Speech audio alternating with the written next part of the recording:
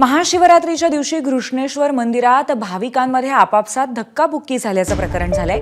मंदिर परिसरामध्ये दर्शन रांगेतच मारहाण झाल्याचा व्हिडिओ व्हायरल होतोय।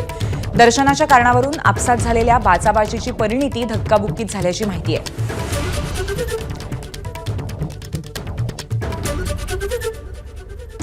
घटना आहे घृष्णेश्वर मंदिरातली।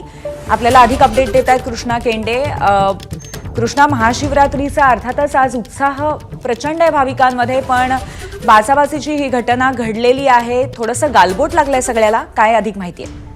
महाशिवरात्री निमित्त महाराष्ट्रातल्या सगळ्याच शिवमंदिरामध्ये भाविक मोठ्या प्रमाणावरती दर्शनासाठी एकत्र आलेत आणि मोठ्या प्रमाणावरती गर्दी झाली। अशीच गर्दी 12 ज्योतिर्लिंगापैकी शेवटचं ज्योतिर्लिंग असलेल्या घृष्णेश्वर मध्ये झाली।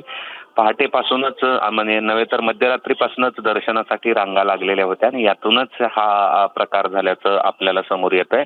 आणि दोन भाविक एक दर्शनावरून एकमेकांना भिडलेले पाहायला मिळतात। नुसते भिडलेच नाहीत तर एकमेकांना जोरदार मारहाण देखील त्यांनी केलेली या दृश्यांमध्ये आपल्याला पाहायला मिळते।